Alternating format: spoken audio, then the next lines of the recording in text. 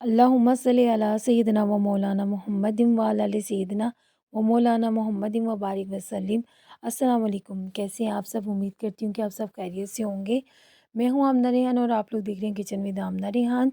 आज मैं आप लोगों के लिए रमज़ान स्पेशल रेसिपीज़ में ब्रेड पकौड़ा की रेसिपी लेके आई हूँ।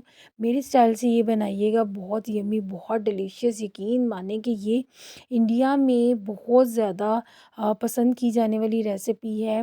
इसे बनाना बहुत ज़्यादा आसान है, लेकिन ये बड़ी मुनफ़रिद सी एक रेसिपी है और बड़ी हेल्दी सी रेसिपी। चलिए तो फिर बनाना स्टार्ट करते हैं। बिस्मिल्लाहिर्रहमानिर्रहीम। यहाँ पर हम लोगों ने ना हाफ़ के जी आलू मैंने ले लिए हैं। इनको ना मैंने नमक डाल के तो बॉयल कर लिया था। आप इसे रफ़ली यहाँ पर ना मैश कर लीजिएगा। मैशर से नहीं इसे मैश करना, बस रफ़ली सा जैसे छीला और बस इसे हाथों की मदद से मैश कर लीजिएगा बस। तो यहाँ पर मैंने कोई ऑयल नहीं लिया, तो इसे ऑयल के बगैर बनाना है। सबसे पहले मैंने यहाँ पे आलू ले लिए हैं और यहाँ पर ना अब मैंने एक मीडियम साइज़ का प्याज लिया है। मीडियम साइज़ के प्याज को आप लोगों ने बहुत बारीक बारीक सा चॉप करना है और इसमें ऐड कर दीजिएगा। क्योंकि रमज़ान होते हैं, रोज़े होती है, नमाज़ और कुरान पढ़ना होता है, तो कच्चा प्याज हम लोग खा नहीं सकते। तो इसीलिए यहाँ पर हम लोग इसको पकाएंगे। अब यहाँ पर हम लोगों ने ना इसमें स्पाइसेस ऐड करने हैं। सबसे पहले हम इसमें ऐड करेंगे हाफ़ टी स्पून हल्दी पाउडर है और 1 टीस्पून भर के यहाँ पर मैंने लिया है सुरख मिर्च का। 1 टीस्पून लेना है यहाँ पे पिसा हुआ धनिया पाउडर का। आप लोग धनिया पाउडर फ्रेश पीस के यूज़ किया करें।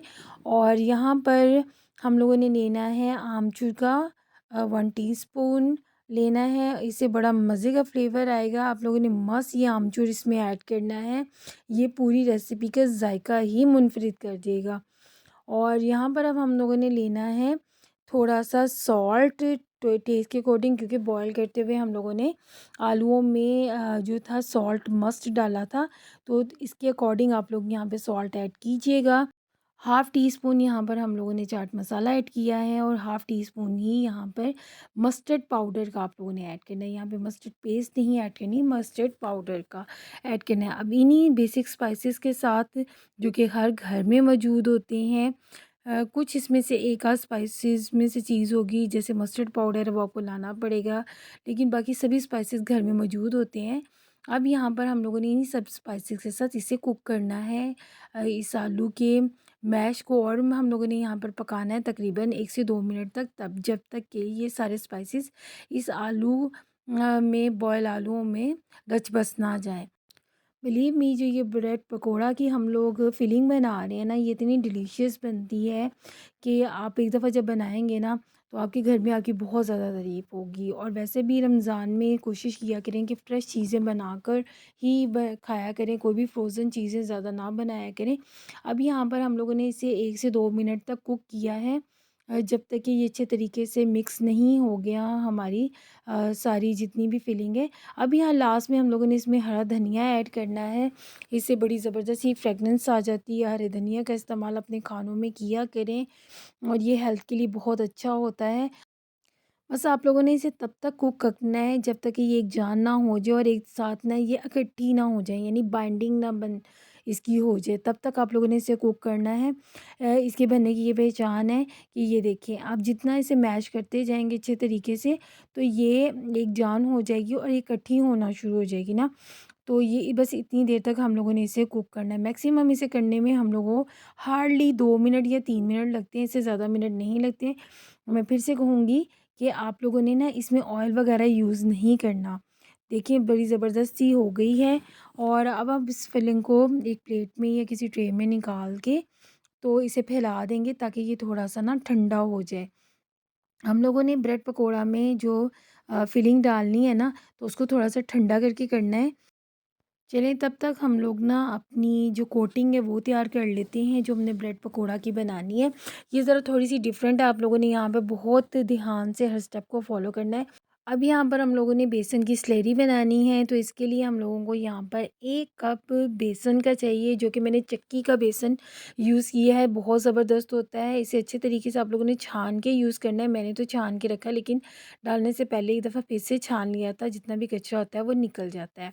अब यहाँ पर हम लोग इसमें थोड़े से स्पाइसेस ऐड करेंगे। स्पाइसेस में हम लोगों ने ऐड करना है, सबसे पहले तो इसमें हल्दी पाउडर, हाफ़ टी स्पून हल्दी पाउडर का इसमें ऐड करेंगे। सॉल्ट ऐड करेंगे टेस्ट के अकॉर्डिंग। यहाँ पर मैंने वैसे 1 टीस्पून ऐड किया था, आप लोग अपने से जो है टेस्ट के अकॉर्डिंग डालिएगा। यहाँ पर हम लोगों ने ना 1.5 चम्मच यहाँ पर ले लिया है, हाफ़ 1 एंड हाफ़ टीस्पून ले लिया है मैंने सुर्ख मिर्च का। 1 टीस्पून भर के यहाँ पे लिया है मैंने धनिया पाउडर का।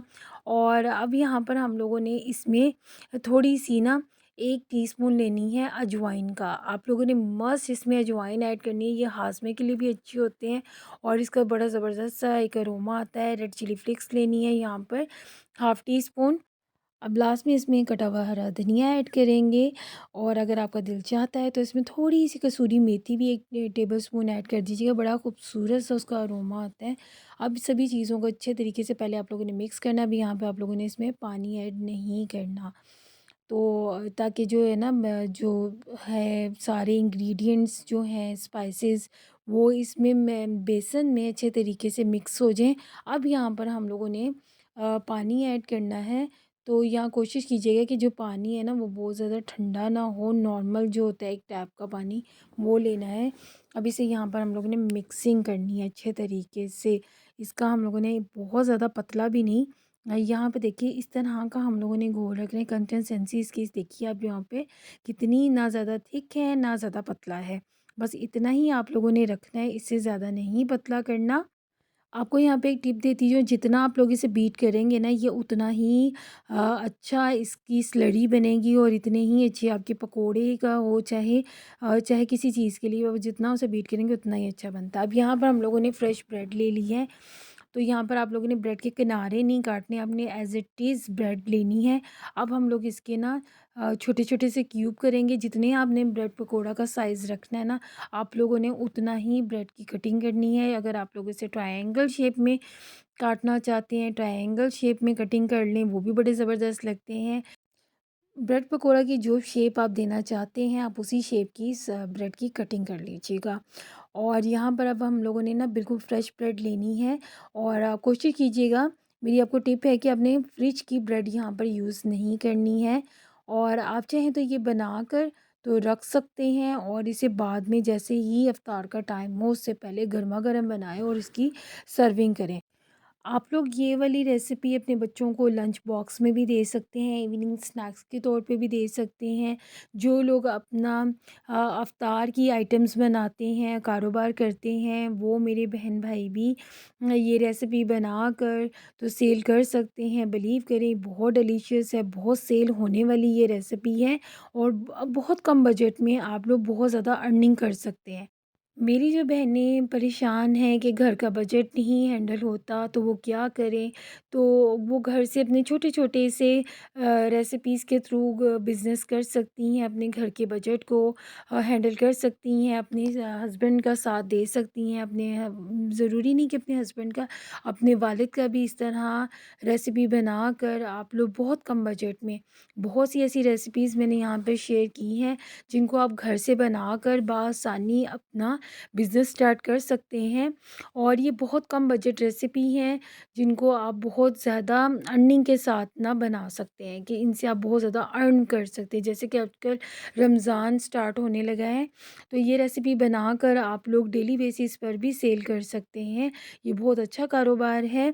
मैंने बहुत सी अपनी रमज़ान की ऐसी रेसिपीज़ ही शेयर की हैं, जिन्हें लोग घर से स्टार्ट कर सकते हैं बहुत कम बजट में।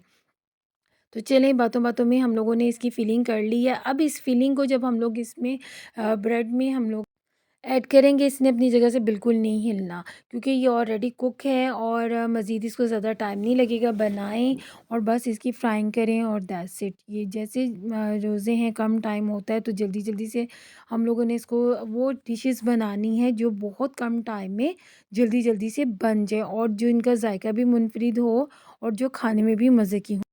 अब इसकी फ्राइंग का टाइम आ गया है। यहाँ पर देखिए स्लरी कितनी ज़बरदस्त बन गई है और जितना मैंने कहा था कि इसको आप बीट करेंगे उतना ही इसका स्लरी आप लोगों की अच्छे तरीके से फ्लफ़ी होगी और आप जब इसके बनाएँगे ना पकोड़े, तो यकीन मानिए चाहे वो ये ब्रेड पकोड़ा हो, चाहे वो सिंपल पकोड़ा हो, बहुत ज़बरदस्त बनते हैं। तो यहाँ पर हम लोगों ने डिप करना है और ना ही ज़्यादा ये थिक है और ना ही ज़्यादा पतली है। तो आप लोगों ने जल्दी-जल्दी बस यहाँ पर बनाना है, ये नहीं करना कि बनाकर ब्रेड को बीच में छोड़ देना है।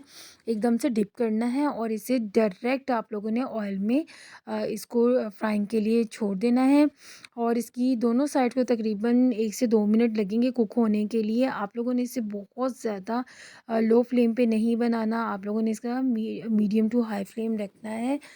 बस अंदर से तो आपको पता है कि जो इसकी जितनी भी फिलिंग है वो कुक है, बस हम लोगों ने इसके बेसन को कुक करना है, तो उसको ये ना हो कि कच्चा रह जाए, इसीलिए एकदम से बहुत ज़्यादा हाई फ्लेम नहीं करना।